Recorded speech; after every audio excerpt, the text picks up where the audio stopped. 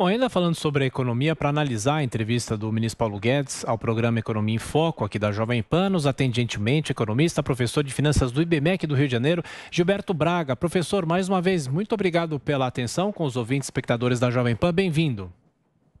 Bom dia, Tiago. Bom dia, Lívia. Bom, professor, o ministro falou, obviamente, sobre vários assuntos, uma entrevista longa, que quem não acompanha pode acompanhar nas nossas plataformas. E eu começo perguntando para o senhor sobre essa história que ele fala sobre a previsibilidade fiscal. O senhor acha que o governo, nessa retomada de crescimento, vem fazendo a lição de casa, vem fazendo a coisa certa, com programas sociais e também outros pontos como reforma tributária? O senhor acha que realmente essa previsibilidade vai ser mantida? Olha, na verdade, o que o governo vem tentando fazer é fechar as contas, né? E fechar as contas é tentar acomodar a necessidade de arranjar alocação de verbas, ou seja, da onde ter dinheiro, sem precisar mexer, reduzir muito o orçamento.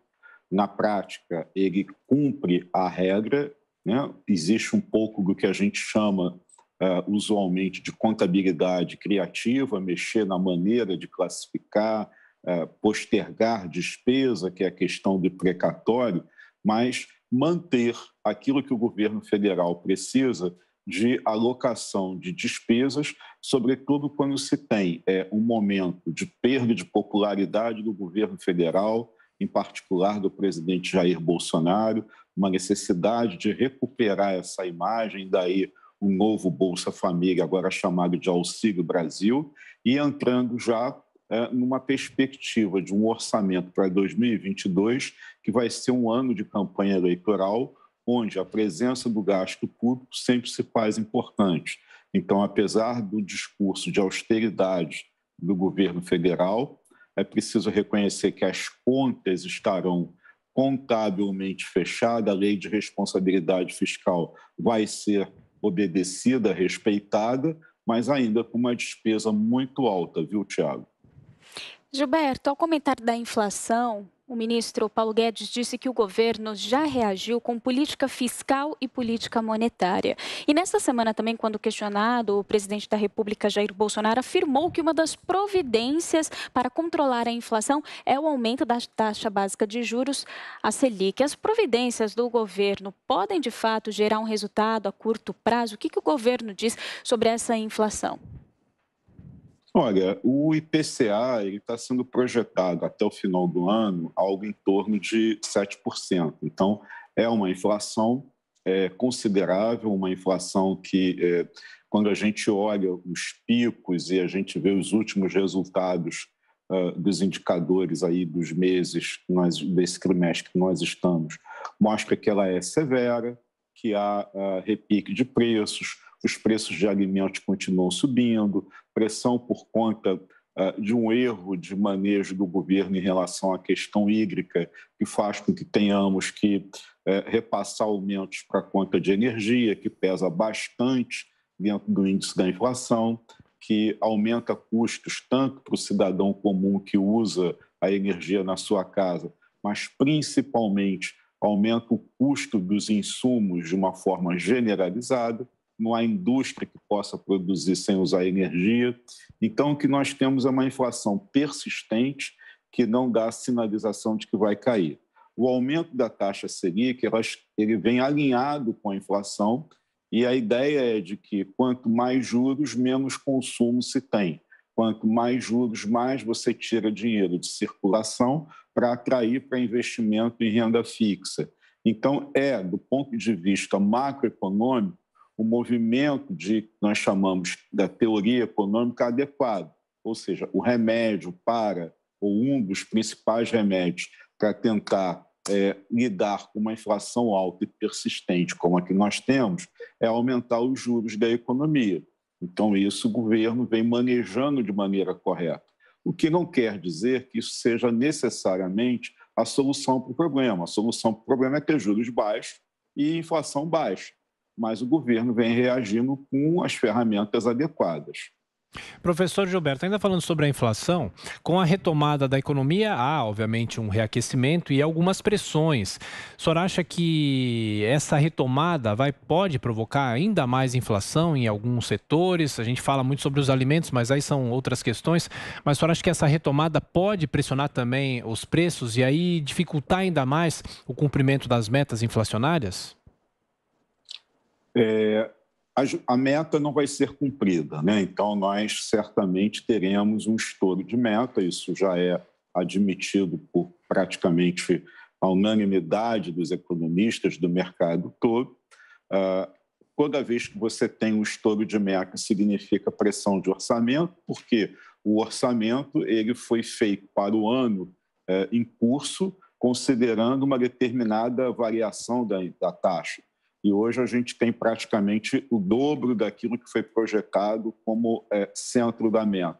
Então, quando você tem isso, significa que os preços que você vai pagando, que você tinha projetado que ia gastar 100, aquilo que ia custar 100 está custando 130, 140, algo maior. Então, você já tem aí uma pressão de inflação, uma pressão de gastos públicos em termos de orçamento. Então, há pressão de orçamento, tanto para esse ano, que está fechando, quanto para o ano que vem, porque a projeção do ano que vem, que é encaminhada para o Congresso, ela leva em conta um reajuste de uma base que está errada. Então, para você acertar a base, você tem que corrigir aquilo que você errou do ano em curso e projetar corretamente para o próximo ano, para o ano seguinte.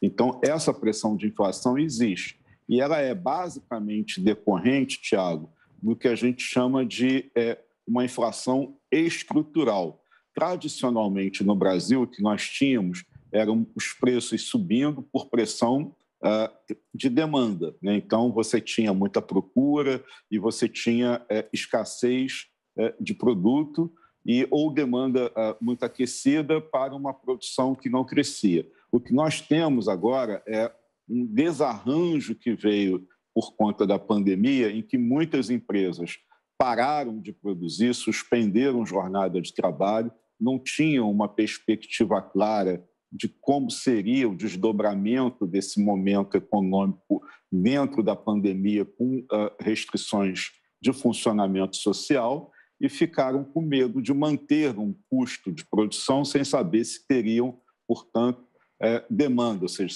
se conseguiriam vender aquilo que produziam. Quando você tem uma retomada, essa retomada ela fica estruturalmente prejudicada porque falta aço, porque falta matéria-prima, porque falta cimento. E aí, quando você tenta recuperar isso rapidamente, você tem que pagar mais caro. Então, esse desarranjo de preços relativos, né, ou seja, os preços sobem e você tem muito repique e um repique generalizado em diversos setores, é a causa da inflação que nós estamos vivendo no centro da economia e, por outro lado, como você colocou, que é uma outra conversa, a questão da inflação de alimentos.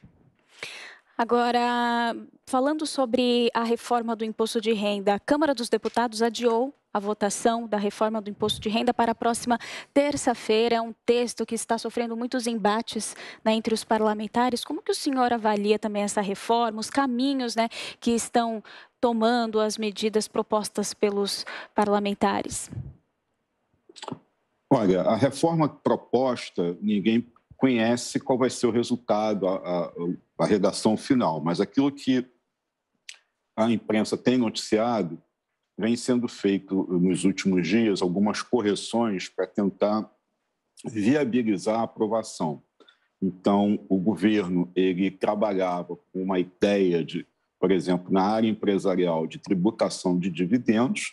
Essa ideia está sendo ajustada para poder viabilizar a sua aprovação. E a ideia é o seguinte, quer dizer, tributar dividendo, todo mundo sabe que é tributar, de alguma maneira, o lucro das empresas.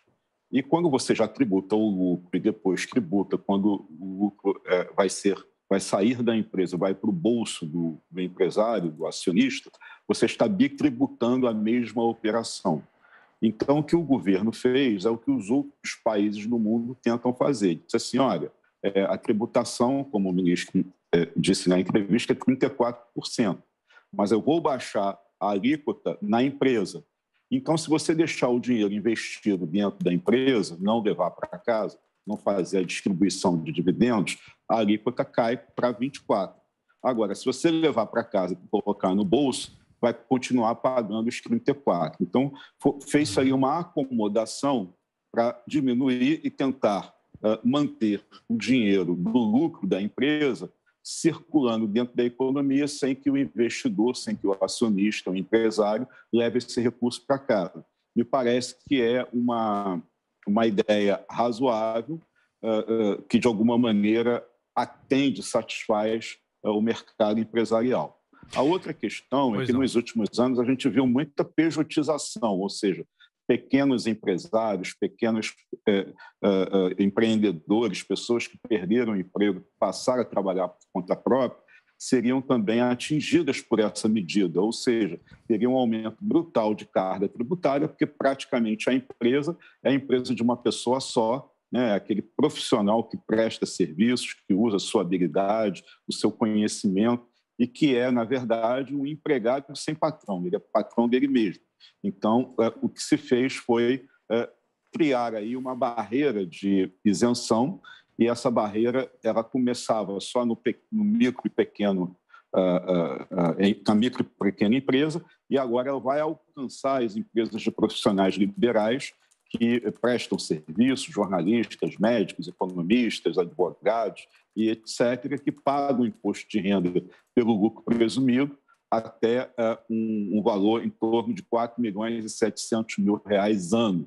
Então, isso também mantém as pequenas empresas e pequenos escritórios de negócio, prestadores de serviço, isentos dessa tributação. Isso também viabiliza a reforma do imposto de renda. Agora, do ponto de vista fiscal, ela é uma reforma que não diminui carga tributária. Ela é feita para manter a arrecadação do governo, ela simplesmente simplifica, ela tenta unificar vários tributos e, assim, diminuir as chamadas obrigações acessórias, que é essa papelada que as empresas têm que regularmente prestar contas à Receita Federal. Perfeito. Professor Gilberto Braga, do IBMEC do Rio de Janeiro, economista, mais uma vez, muito obrigado pela atenção, pela gentileza, um excelente fim de semana e até a próxima. Um abraço. Obrigado, professor. Agora